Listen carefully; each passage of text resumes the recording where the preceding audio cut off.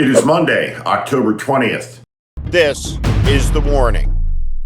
1 year ago, the presidential campaign was coming into its final days, the home stretch. 1 year from now, the 2026 congressional campaigns will be in their home stretch. The most important weapon in Donald Trump's arsenal, the one that he reaches for every day, that is channeled out through all of the propaganda spewed from the White House, Fox News, Newsmax, OAN, from the mouths of wretched men like Mike Johnson, like Ted Cruz, is to be afraid of them. It is the singularly most un-American thing that you can be for, which is to make a fellow American afraid in their home, in their job, in their community. Because people who live in fear cannot live in dignity. And people who cannot live in dignity cannot live in freedom. And freedom is the birthright of every American. We have settled that question. The idea that in the United States of America, the 21st century American dream is a nightmare with masked men pointing weapons at the American people and firing at them from rooftops when they're not rappelling onto them with flashbangs, explosive devices from ICE helicopters is unacceptable. It cannot be tolerated, and it must not be tolerated. And so this weekend, in New York City, in Boston, in Washington, D.C., in Salt Lake City, in Boise, Idaho, in Texas, across the country, in 2,700 different locations, the American people turned out to stand up for something bigger than themselves, for each other, for their country. John Kennedy asked, "Ask not what your country can do for you, but what you can do for your country."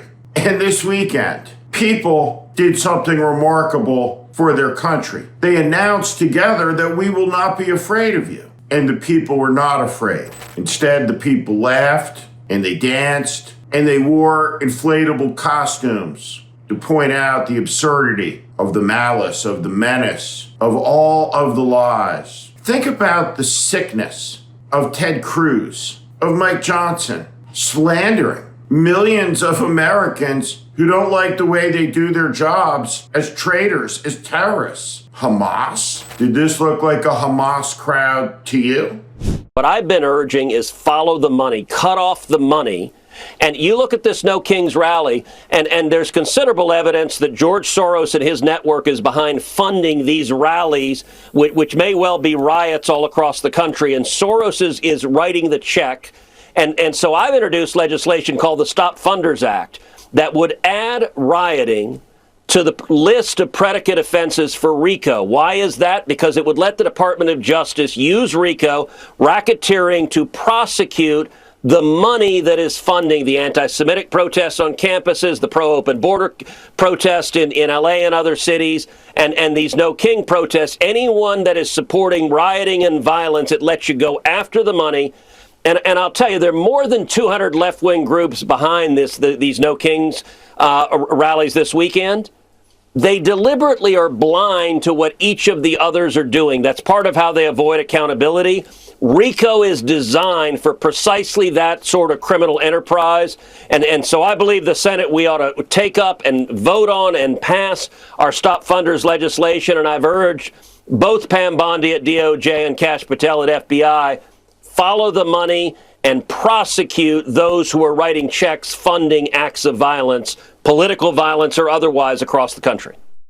The lies spill out now from these people more easily. And when the lies come more easily, the actions that follow those lies come easier too. Simple truth is, Donald, who responded to the majesty of these events with an AI video of a plane dropping shit on the country,